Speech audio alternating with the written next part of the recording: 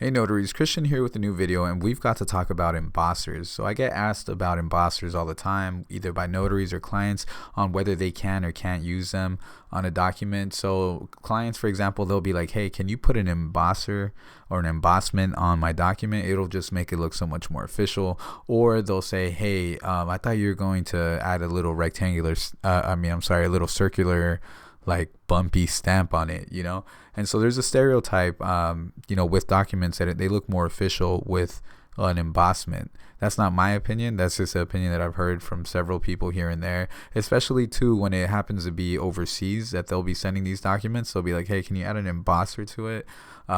It'll just make it look so much more official. And when I send it overseas, they want to see, fancy stamps and things that make it look more legit.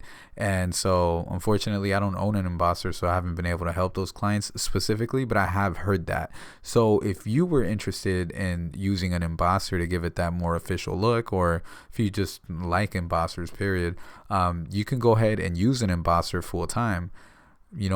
Notaries ask me all the time, can I use an embosser? And I tell them yes, you can. It has to be a specific dimension, right? It has to be a specific size per California law. And I'll go ahead and put those dimensions in the description box of this video. So if you wanted to get an embosser, I'll go ahead and put that along with the government code in the description box below. So you can use that. You just got to ink it, and it has to be the right dimensions. So that's the good news. If because in the state of California, before I even say the next thing, in the state of California, the stamp always has to be inked, and that's just so that they could make copies of the document with the ink stamp. So if they can't reproduce a copy of the stamp that you just left, then in the state of California, that's invalid. So that's the reason why they want the embosser inked. It can't just be a bumpy embossment giving the document texture. No, they want to see the ink on it. So, in the state of California, the stamp that we use is a rectangular stamp, 1 inch in width by 2.5 inches in length. That's the standard size for the state of California, and it has to be inked. And this is the stamp that just about every notary that I know, they use this stamp. So they could use it. You could use that, and in addition, you could add your embosser to the document that you just notarized.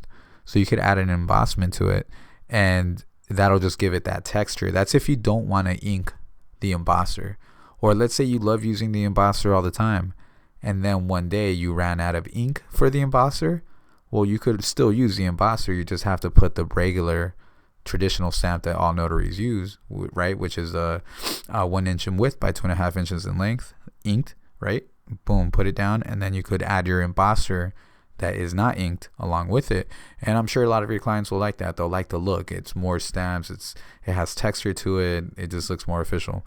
Or you could add like the little gold seal to it too. I know a lot of notaries love to do that, but it has to be in addition to the traditional notary seal. So you can't just get like an embosser and put like a little gold foil on it and think that it's notarized, because it would be rejected because it's not inked. So if you did want to use an embosser, you could use it, but it has to be inked. And if you wanted to use an embosser with like the little gold seal, then you're gonna have to, in addition to using that gold seal, use a regular notary rectangular stamp, because foil does not equal inked.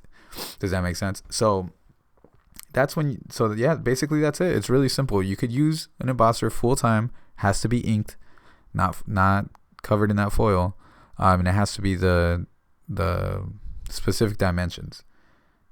Or you could use it in addition to the notary rectangular seal, which is 1 inch in width by 2.5 inches in length. And yeah, that's pretty much it. So if you want to use an embosser, go ahead and get that embosser, use it full time, or use it in addition to your rectangular seal. I hate to repeat myself so many times. I know it sounds so repetitive, but I just want to make sure that you understand that. And I'm going to go ahead and put the government code down below. And this is taken directly from my educational class. So I'm going to go ahead and put that. in the description box. So go ahead and read that as a reference. All right. That does it for this video, guys. Thank you so much for listening. Have a great day.